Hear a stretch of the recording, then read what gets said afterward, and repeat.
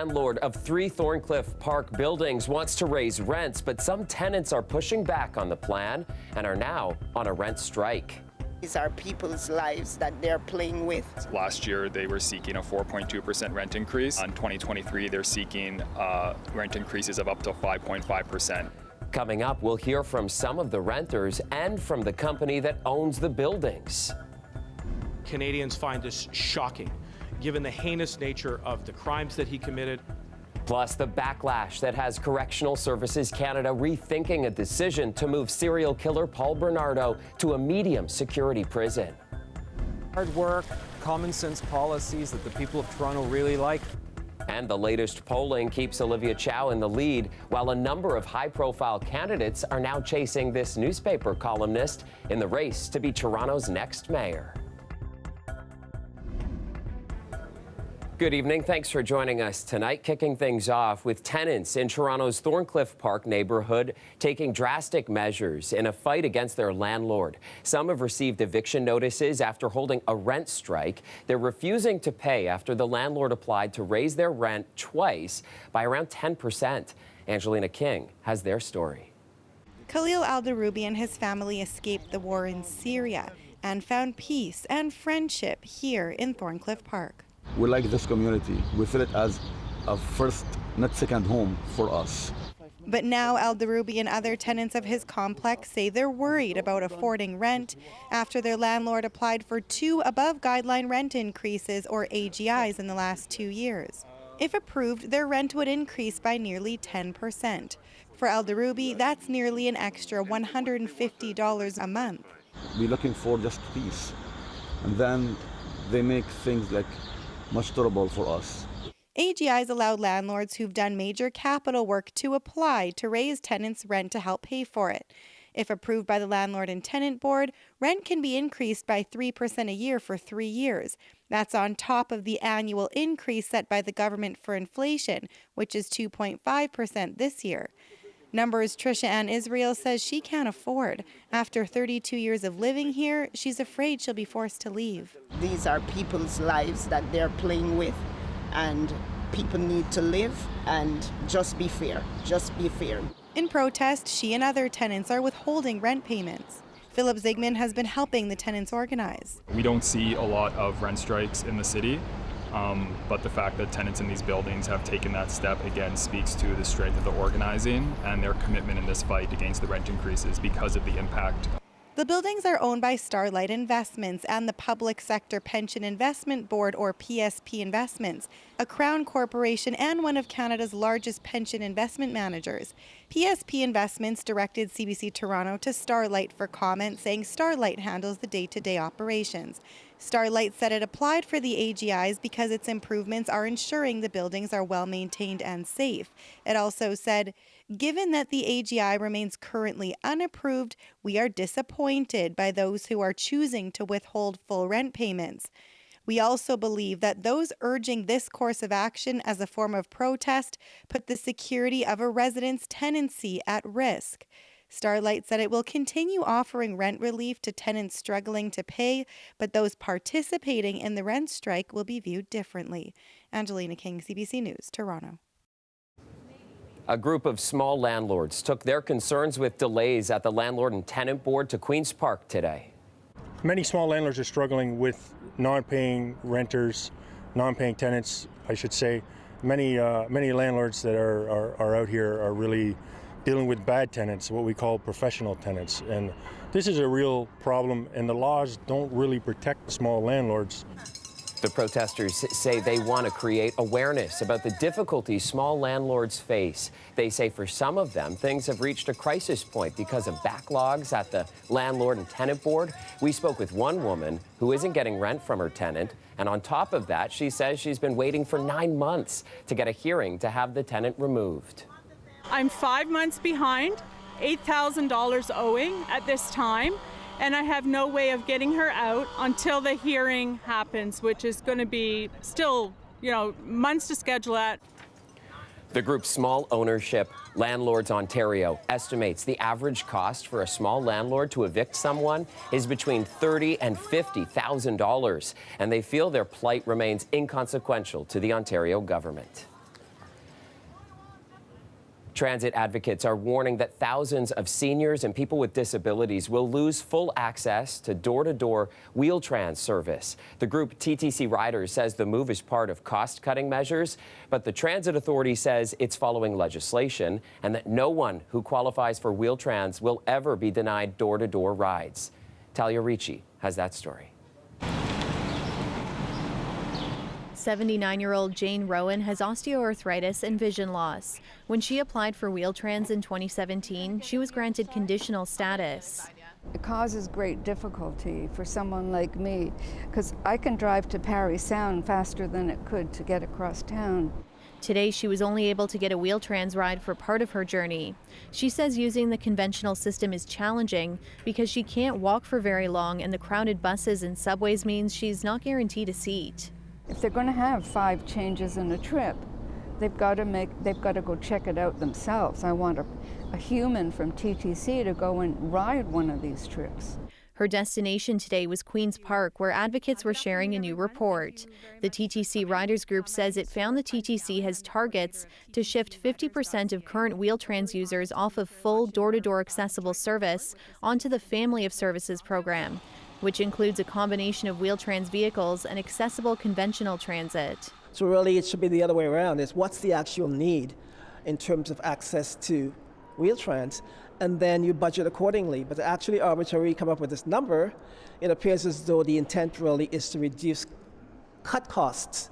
In a statement, the TTC says Family of Services is not mandatory and allows for customers with conditional eligibility more flexibility for spontaneous trips. The TTC also says no one who qualifies for Wheel-Trans will be denied door-to-door service when they need it. Adding, while there will be cost savings, that's not the prime motivator. It's more about providing choice in travel. If these conventional services were already adequate, members of the disabled community would be using them. This is especially true for residents who are living in the suburban areas of the city. Today's report called for more funding from the province. It was also critical of the appeals process, which Jane went through to try to get unconditional service and was denied. It feels me unappreciated. I've worked hard all my life and supported 2 children on my own as a single parent, and I had my own company for a while. And so it feels like society has said, oh, you don't need this. Talia Ricci, CBC News, Toronto. Issues around transit are, of course, a major focus of Toronto's mayoral by-election, now just 3 weeks away. And the latest polling shows Olivia Chow remains the front-runner in the race. But the numbers also have newspaper columnist Anthony Furey steadily gaining support at the expense of some high-profile names. Ali Chiasson takes a closer look. All right. Good luck. Another day on the campaign trail, another temperature check in the form of a poll. The latest, out from Forum Research, shows Olivia Chow is still far ahead with 38% of Torontonians surveyed. The other headliners have toggled in the rest of the rankings, but now Anthony Furey is on the map since jumping to 10%, edging out some big names. Forum Research uses robocalls to survey people, so it doesn't reach everyone or every demographic, but it begs the question. You took a huge leap. What do you attribute that to? You know, hard work, common sense policies that the people of Toronto really like. Policies that would resonate with voters who are right of center, such as phasing out safe injection sites and putting a moratorium on new bike lanes, although he'd say, everyone come on board. We got conservatives, we got liberals, we got Green Party voters, we got people who are apolitical. We have seen some growth on the part of Anthony Furey, who in a sense has come out of nowhere to position himself potentially as the right-wing challenger. We asked political science professor Meyer Semioticki about this momentum. I guess you'd have to put it on the failure of both Mark Saunders and Brad Bradford, who were perceived to be the strong candidates of the right. Their campaigns just really haven't gained traction. A poll isn't a crystal ball, but it can tell us a lot about what side of center the city is leaning. If you combine the Chow and Matlow support, you've almost got 50% of the people of Toronto telling pollsters that they lean towards a more progressive side of the political spectrum. If you then go to the opposite range and you put together support for Bradford and Saunders and Fury, you're at around 25%, half of that amount. So I think the big picture is there seems to be an appetite for change. Are you the guy to position yourself against Chow? I mean, obviously she's still so far ahead. Yeah, but we are the two people with clear, unapologetic, principled visions for the city. Very different ones. I mean, I've heard the commentators say we're the only two authentic candidates in this race. Democracy. You got it. You got it. Thank you. We'll see what the voters say on the 26th. Ali Chiasson, CBC News, Toronto. And how about you? Are you still on the fence about who you should vote for this election? We've got you covered. Head to our website to check out how Toronto's top mayoral candidates compare on different election issues. You can find our interactive page at cbc.ca/Toronto. And tomorrow at 11:30 a.m., Marivel Tarouk will be hosting a live mayoral debate with the leading candidates. You can watch it on our website, on CBC Gem, and on YouTube. 5 boys are being accused in a stabbing that happened Friday night on the subway platform at Kennedy Station. The victim of the stabbing was taken to hospital with serious injuries. Greg Ross has the latest. 2 of the suspects in Friday night stabbing appeared in court today, a 13-year-old and a 14-year-old. They are among the 5 accused in a brazen stabbing at Kennedy Station. We have 2 14-year-olds, a 12, a 13, and a 15-year-old that have been arrested and charged with various related charges of assault and assault with a weapon. The 2 teens in court today were released on bail into the custody of an assurity. At this point, police are not providing many details about the stabbing these 5 boys are accused of. The initial information that we received was that an altercation had taken place between 6 individuals. What we know now is that an individual, a victim, had received multiple stab wounds. The suspects fled the scene before police arrived. With, again, our partnerships with the TTC and witnesses, we're able to locate these individuals. The 2 suspects in court today were warned not to have any communication with their co-accused, and they are not to be in the possession of any weapons.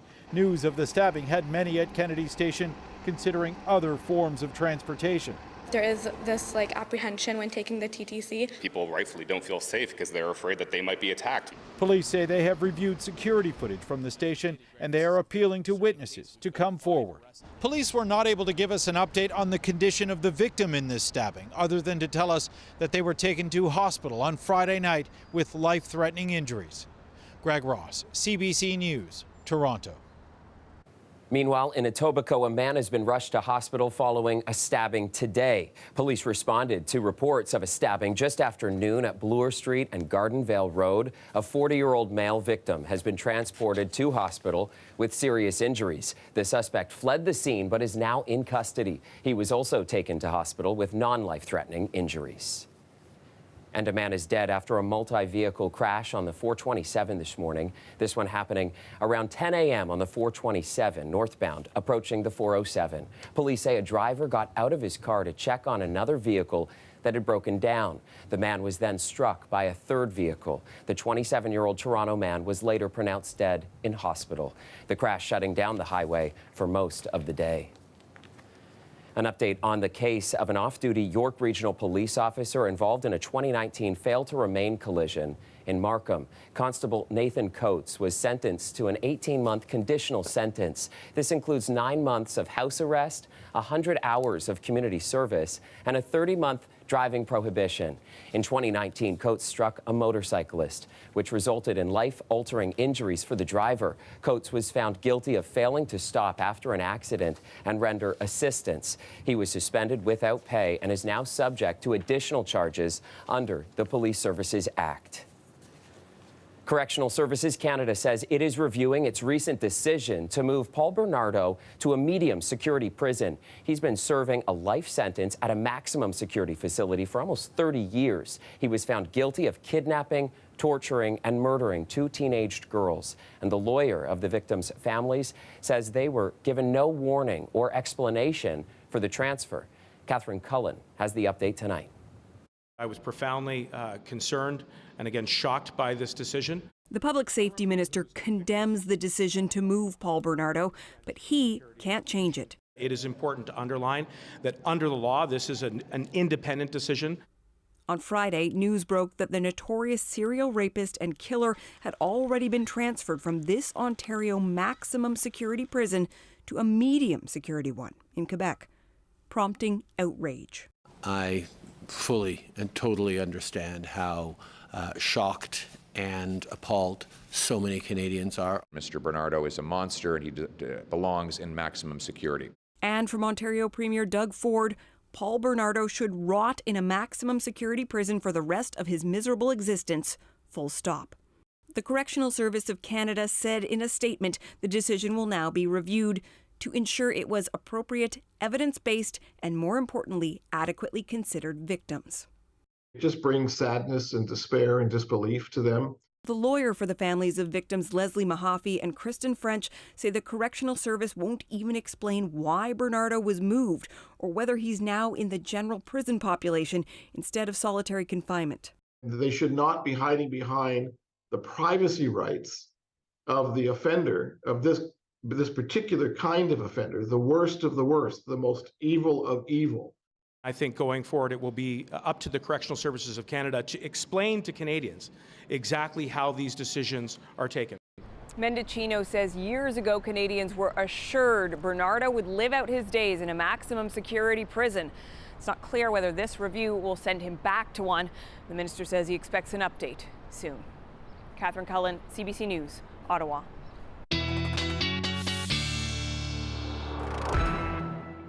All right, let's get Colette into the mix now. And Colette, with all of those wildfires that we've been reporting on lately, especially in Quebec, people in our region should be prepared for some hazy days and poor air quality.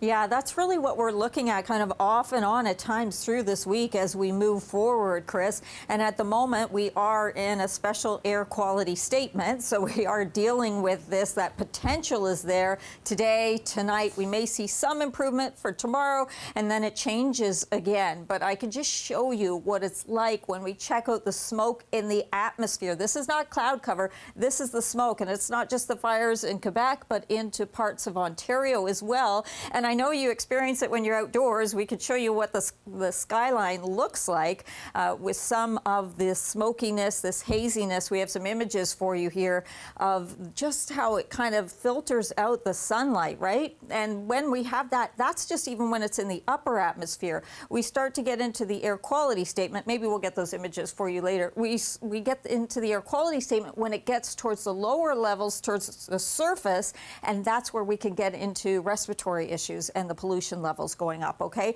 Now, this is the actual satellite imagery. So there's some cloud cover in southwestern Ontario and associated with a cold front that's coming in.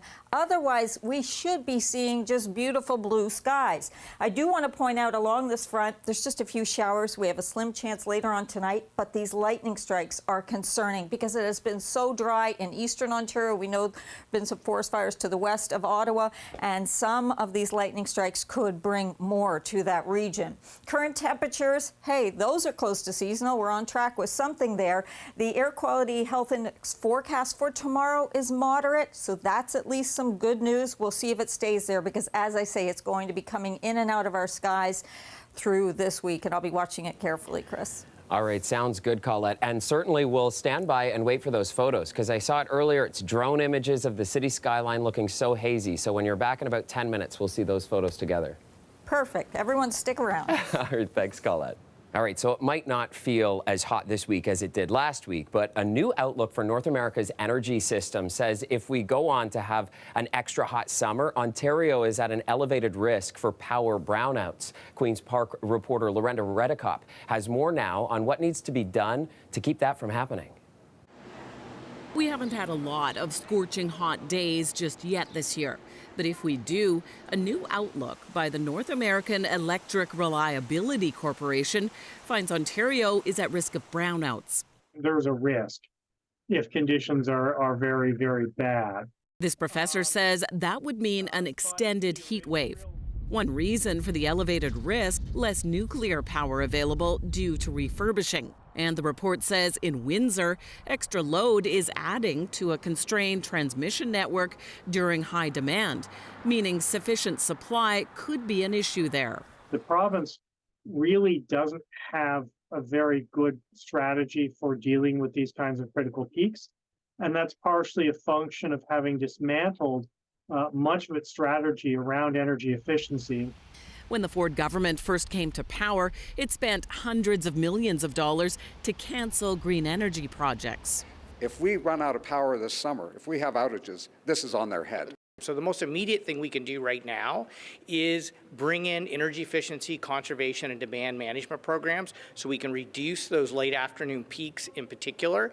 In a statement, a spokesperson for the Energy Ministry says the independent electricity system operator has been clear that Ontario's electricity system is prepared for this summer with adequate supply to meet electricity demand.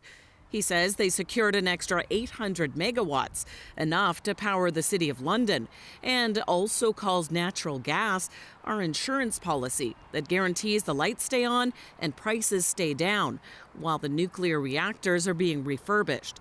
But environmentalists and the opposition criticize the reliance on natural gas, especially on the hottest days. That begins to erode the very significant progress we made in Ontario by phasing out coal-fired electricity. It means we're back to putting smog generators in the smog zone. So that's not good. He says one way to manage peaks would be for systems to turn off air conditioners for 5 minutes when there's a risk, something he says people wouldn't notice. The Green Party wants more solar power, generally available on hot days. Lorenda Redicomp, CBC News, Toronto. It was a rough morning commute for TTC riders in the East End today. Major delays on Line 2 due to a switch issue. There was no service between Kennedy and Warden stations for emergency repairs, and 15 to 20 shuttle buses were running to supplement service, and that service has now been restored. The federal government will provide emergency funding for Pride festivals as they face increasing costs, especially for security. There's always backlash from people that assume that because we're moving toward a more inclusive society, that somehow it's about their rights. Somehow it's about their rights being infringed. And as many activists have said before, when you're accustomed to privilege, equality feels like oppression. And that brings us why we're all here today, to make it absolutely crystal clear that our government will not stand by while hate and violence seek to reverse decades of progress. The government will invest $1.5 million for Pride organizations to help offset additional security costs for festivals all across the country. The government says the investment was made to help protect members of the queer community from rising attack.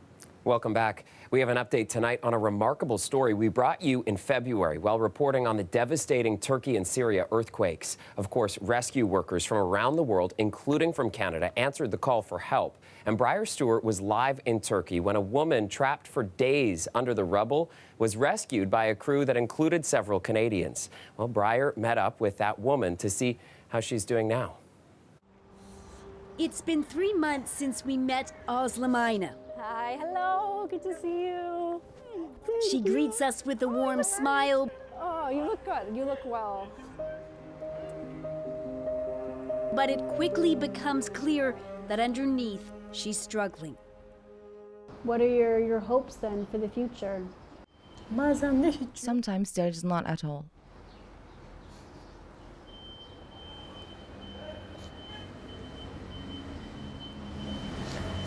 Yeah, I'm sure.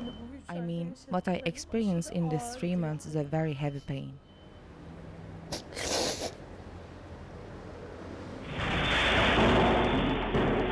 On February 6th, her life, like so many others, was shattered in the middle of the night by a violent earthquake.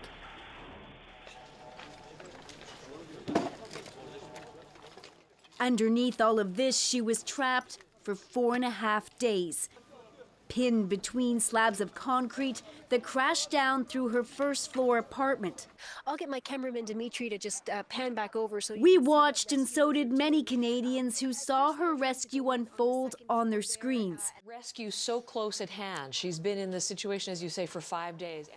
Even before we knew her name, it was right in front of us, written on her keepsake box that lay among the slabs of concrete and twisted rebar.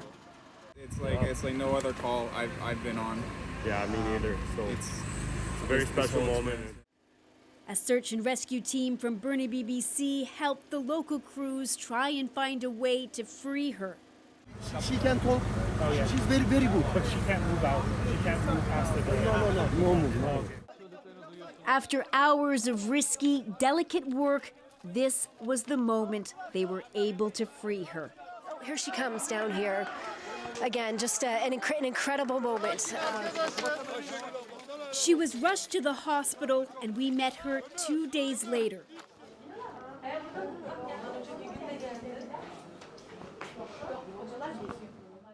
How are you? Doctors said Ina's kidneys were failing because she was severely dehydrated from being without water for days. She had cuts and bruises, but her spirit was strong. Can you tell me about the moment you heard the rescuers looking for you? It was incredible. He told me to hold his hand. So I squeezed his hand so hard. He told me, calm down, we will save you.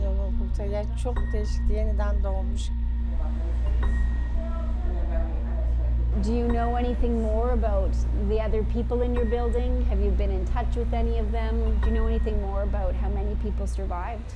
I'm in touch with one of my neighbors. He lost his wife and 2 children. The family living next door, they're all gone. They're all dead. There are only 3 people rescued from the first 3 floors.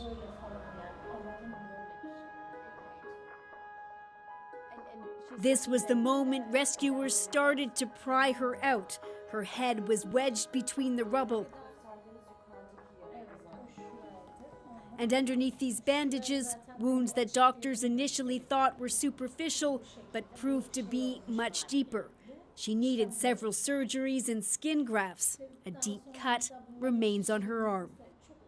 And then there are the emotional wounds. It's good that I had been rescued under the rubble after 5 days. Sometimes I feel so exhausted.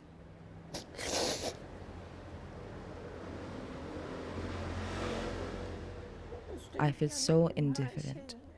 Even those clothes you see on me are not mine. I have lost everything, my health, my mental health in just 1 minute. I feel lost. This visit was the second time she's left the hospital since the earthquake. During her first outing, she suffered a panic attack. I recently went to a store because I don't have a lot of clothes. Nothing. I walked into the change room to try them on, but I couldn't. I was so bad at the time. Sometimes, especially indoors, I feel like I can't breathe. There's a feeling of choking. Ina has been seeing a psychiatrist and is on an antidepressant, but it makes her sick. It's hard to find the words to offer comfort. But we wanted to deliver some messages from Canada, including a care package from the Burnaby Search and Rescue Team. And this is a message that they wanted to pass on. It's in Turkish as well. We admire your strength and resilience, part of the message reads. Despite her pain, she told us that she wanted to return to what was her home for a private visit. I'm definitely thinking about going to Adıyaman and facing the truth. I have mixed feelings. On the one hand, it's the city that I worked for 9 years and I have memories. At the same time, it's the city where I had the worst time of my life. This is what her block looks like now. Crews are clearing the rubble away, but part of her building remains, along with signs of the lives that were lived there. Welcome back. With fires already burning across the country, the federal government released a grim forecast today for this wildfire season. New modeling shows an unprecedented number of fires for this early in the year, and there are concerns we could hit record numbers this summer. Ashley Burke has all the details. Canadian officials say these are some of the most severe wildfires Canada's ever seen. And in the next few months, it could get even worse. Well, this is not yet Canada's most severe fire season. If this trajectory continues, it very well could be. The Prime Minister joining forces with 5 of his ministers to deliver what they called a sobering national update. The current forecast for the next few months indicates the potential for continued higher than normal fire activity. More than 2,000 wildfires have broken out across Canada since May, burning more than 3 million hectares of land.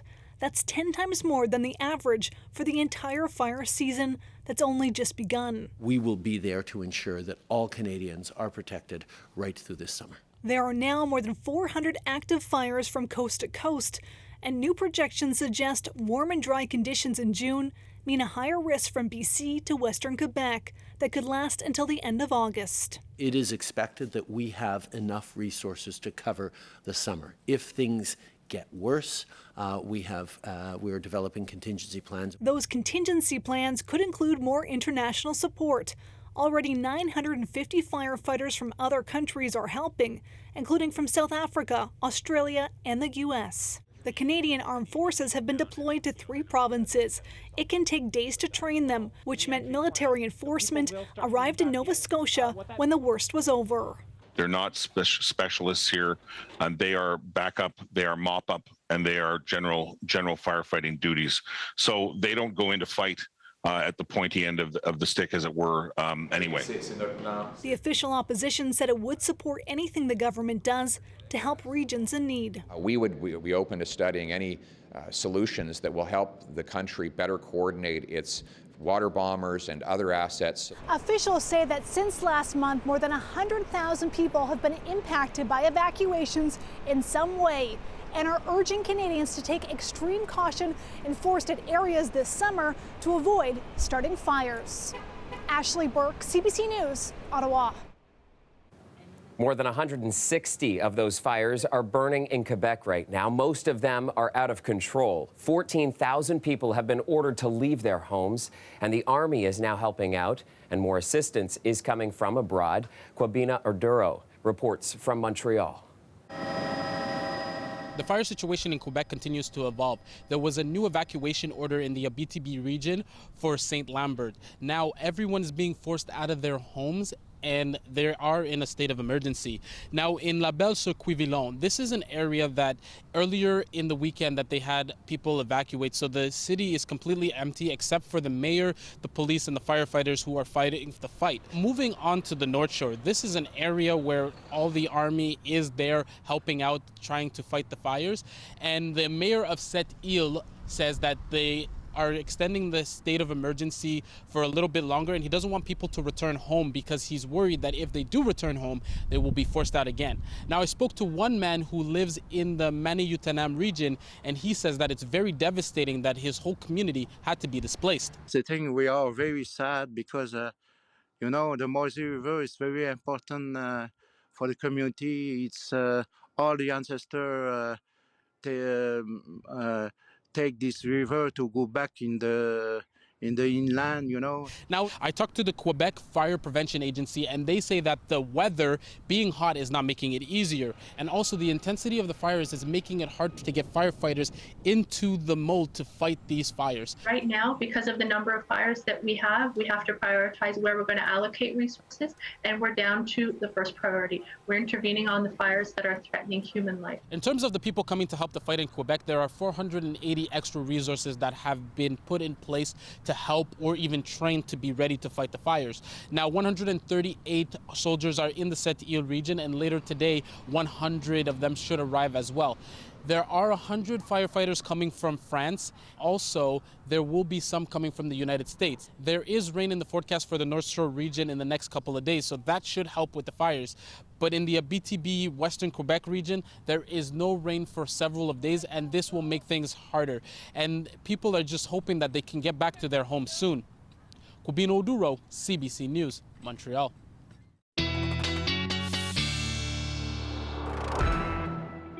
And some of these fires are impacting our region as well, with some hazy skies and also poor air quality. And earlier in the show, Colette, we were talking about some drone footage that we have showing our skyline as well.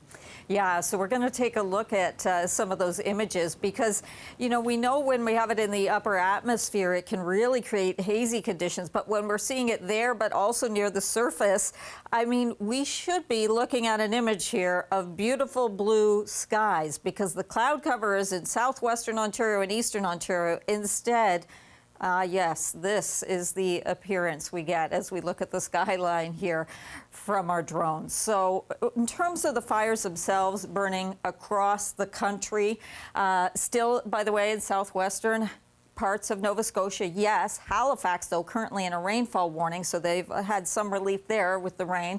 But elsewhere where the rain is coming, it's coming with lightning strikes. So with dry conditions, that can spark more of these fires. Now, we know that at the surface where these fires are, there's smoke, but this is in the upper atmosphere. So as well, it's being pulled into areas like into southern Ontario where there's not necessarily a fire burning, although our fire danger is high because of the dry conditions. But look at how much smoke is actually in the atmosphere. And then when it's closer to the surface, the elevated pollution levels, or at least the risk of, give us the air quality statement. So we have a front that's coming through tonight. It will bring some northerly winds that'll be a little bit breezy tomorrow, and that could provide a bit of relief. But I think through the week, off and on, we will get in and out of the statement, or at least in and out, certainly, of seeing those hazy skies. A very little bit, just very limited rain coming in along this front, and yet you're seeing the lightning strikes in the areas that absolutely do not need it. So we'll be watching that carefully.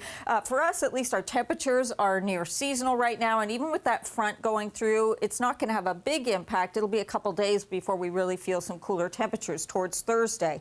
Winds, though, will be strong coming in from the north to northwest tomorrow. So breezy conditions making it feel cooler.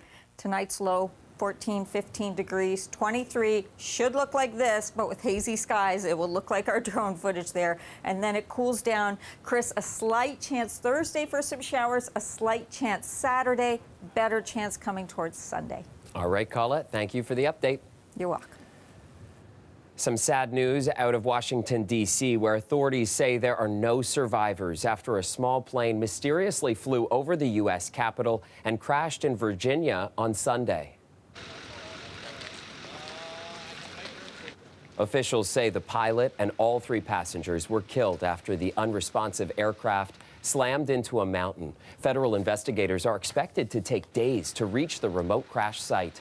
Authorities are still trying to determine why the Cessna turned around from its planned flight to New York. Fighter jets were scrambled yesterday to intercept the plane after it violated airspace around the U.S. Capitol. They created a sonic boom that alarmed many people in the D.C. area. Welcome back. 3 weeks from today, Torontonians will elect our next mayor. Now, last week, we heard from Anna Bailau and Josh Matlow when they sat down for in-depth interviews on CBC's Metro Morning. Today, host Pia Chattopadhyay spoke with former police chief Mark Saunders, who has made public safety a main piece of his platform. You've said that Toronto has a crime crisis and it is getting worse. And I'm wondering what evidence you have of that. Is this a reality that you see? Because the statistics show that major crime has been relatively stable, homicides are down. Or is this a perception that we're dealing with? Yeah, what I have been saying continuously, and this is from knocking on doors and talking with businesses, the random crime has increased. Unreported crimes have been definitely increased when you talk to people. And the other piece, too, is the disorder. I spoke to that at the start, the fact that our city is moving in that tipping point, and I'm running because I think we need to reset it by having the right resources and making sure that we prioritize what we need to do to make our city healthy again. What do you mean by disorder?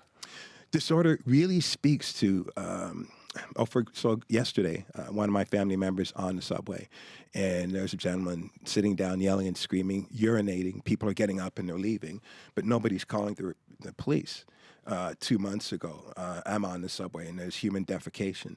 These are things that I haven't seen before in our city. Downtown, if you go to Yonge and Dundas, it doesn't look well. It is unhealthy.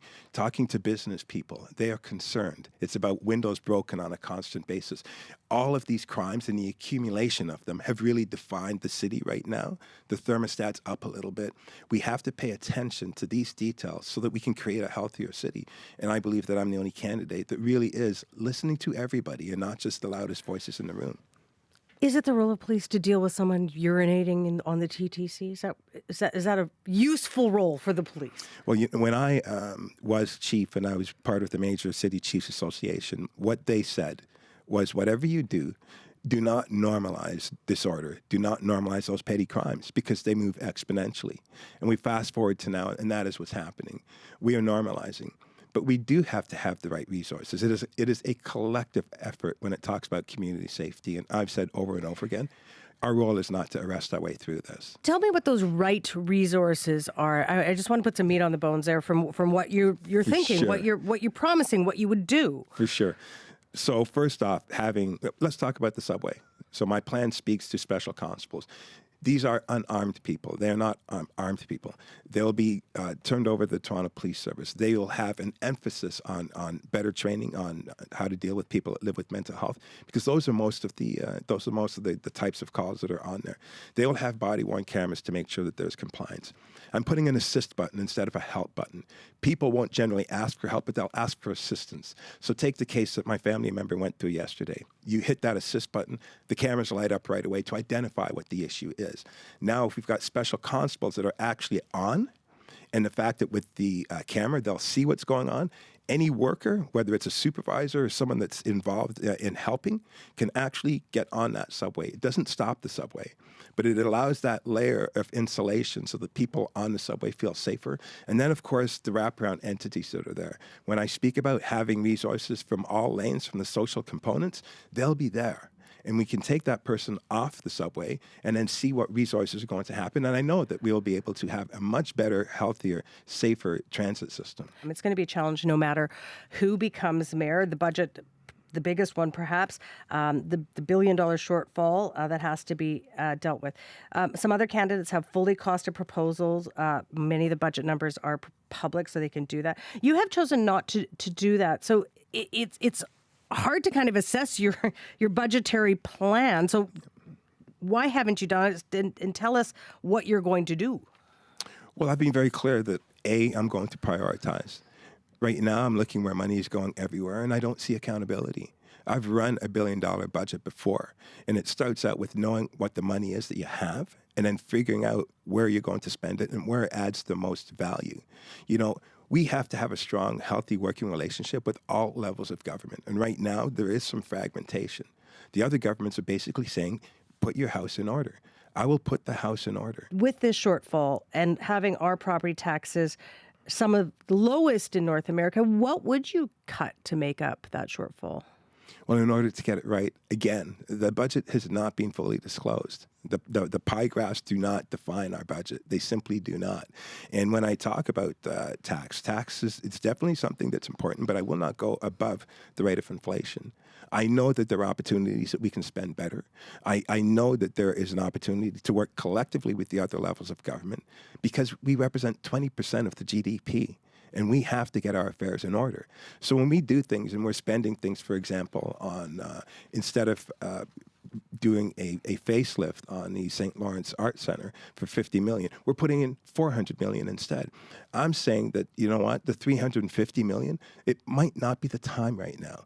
I don't think that it's right for us to be stepping over and stepping around people that are laying out there downtown. I don't think that it's right. We can reallocate those funds in towards things that are key and critical right now for our well-being and in preparation of the newcomers that are coming in. We are going to have 500,000 in the next 7 years. And if we set them up for failure, then we're in trouble. And so I think that it's important that we understand exactly where Toronto is going and the steps that we need to prioritize in order to get there. This month is National Indigenous History Month, and to celebrate the culture and contributions of Indigenous people, a celebration took place today at the Wellesley Community Center. So I call on the grandmothers and the grandfathers of the Four Directions to come and be with us today, to celebrate with us today in a way that they were not allowed to celebrate. We ask them to bring the vibrancy of the East, the passion from the South, the solemnness of the West, and the wisdom of the North. Today's event was in partnership with the Toronto Police and showcased the Red Bears singers and featured traditional song and dance by Métis artists. National Indigenous Peoples Day is on June 21st.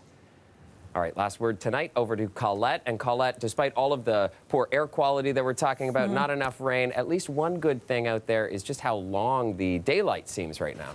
Yeah, that's right. Our day's getting longer and longer in terms of those daylight hours, and we're almost there as we get closer to the summer solstice of our longest day. So we're at 15 hours and 17 minutes and some change in terms of seconds. By the time we get to the 21st, we're looking almost 15 and a half hours of daylight. And you can compare that to the winter solstice where it gets dark so early. It's 6.5 hours less daylight that we see then. Looking at that air quality statement, yes, in place tonight, otherwise 14, 23 the high tomorrow with hazy skies. All right, Colette, thank you very much and have a great night. You too. And that's our show for you tonight. Thank you so much for joining us, and we'll see you back here tomorrow at 6. Have a great night, everyone.